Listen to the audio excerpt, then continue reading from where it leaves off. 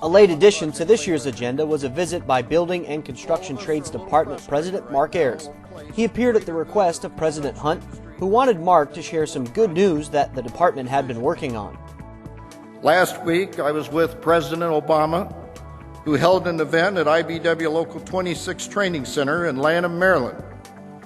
And he announced the granting of federal loan guarantees for the construction of 2 new nuclear reactors at Southern Company's Plant Vogtle in South Georgia.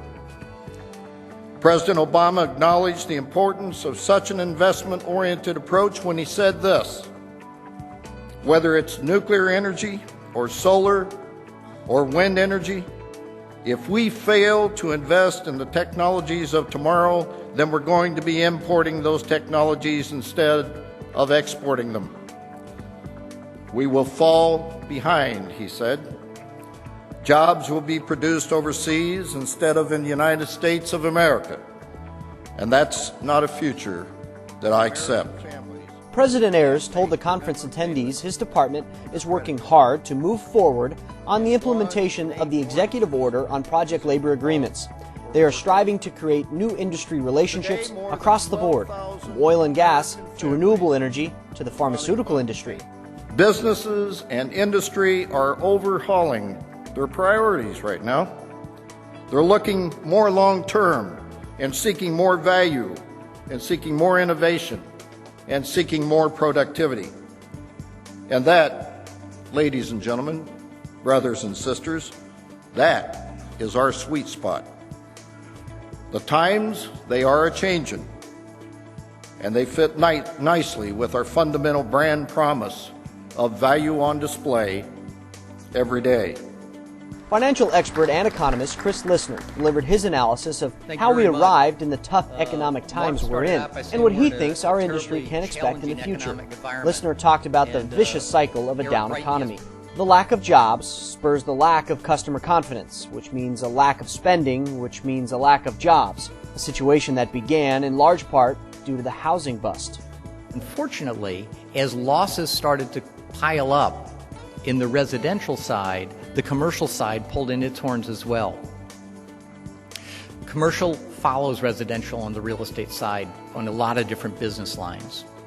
When you look at the architectural index, it's an 12, 18, 24-month lead time between when things get on the drawing boards and when they get shoveled in the ground.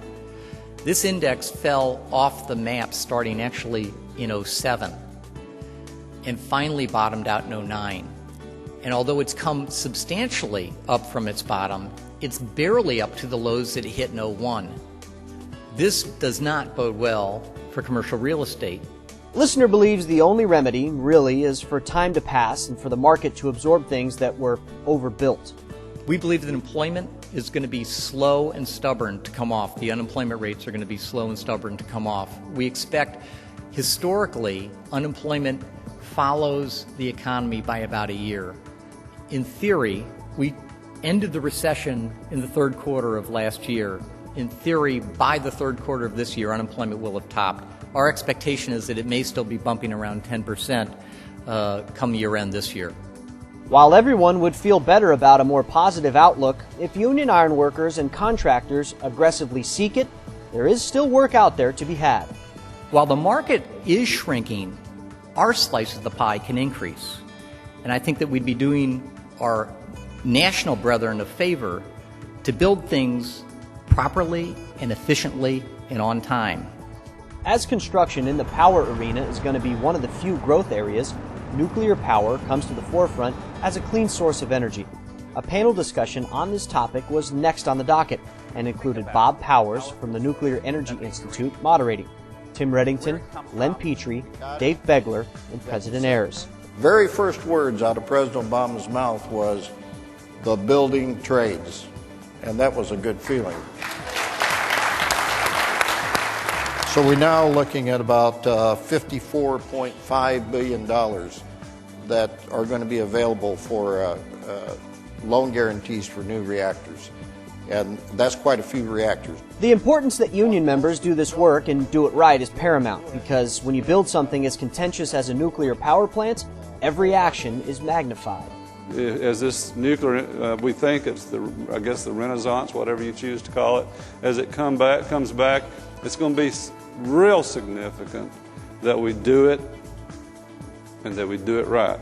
The thing that's going to be really important is that my organization, our contractor organizations, and your organization work very closely together to get this workforce prepared to walk into those plants with a mindset that they're going to be safe and they're going to pay attention to detail. It's important to do your part and keep doing your part so that when they start to build them, it'll be the showcase and the unions can get to do all of them. Ongoing collaboration between the three parties to ensure opportunities for the building trades, of which the ironworkers are one of the participants, is what helps make it work. And with every new nuclear power plant that's built, it doesn't just mean jobs there, it means new support for the economy as a whole. I think we need to bring that manufacturing back to this country. It's been gone for too long. Because we haven't built a plant in 30 years in this country, we've allowed that manufacturing to go elsewhere. We need to get it back. The second panel discussion of the day was titled The Pension Crisis. The overall tone wasn't positive, as the name would suggest. Here's what the numbers say. 2007 was the calm before the storm. The work situation was healthy, the financial world seemed sound, and the pension plans in America saw almost an 8% positive return.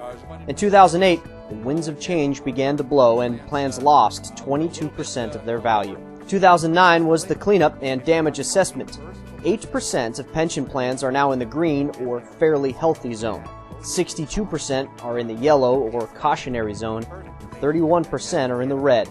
Beginning this year and going for at least 10 years, maybe even 15, will be the road to recovery, according to the panel.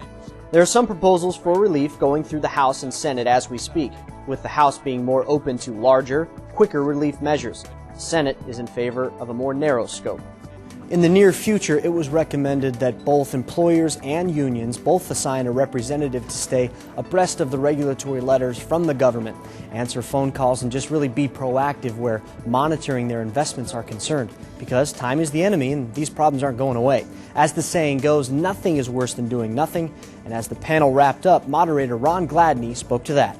I think the long and short of that detailed presentation is that most plans are in significant difficulty, point one, and point two, don't look to Washington for any quick answers. In the year in which your actuary will certify to you that the plan is either in the red or yellow zone, from the time you get that, if it's coming on the 90th day, which is the last day we can certify to a board of trustees, for a calendar year plan, if you get that at the end of March, you have to have a plan put together, a rehab plan, a funding improvement plan. It has to have the schedules that Brian was talking about. You got to get all of that done by roughly around Thanksgiving of that year.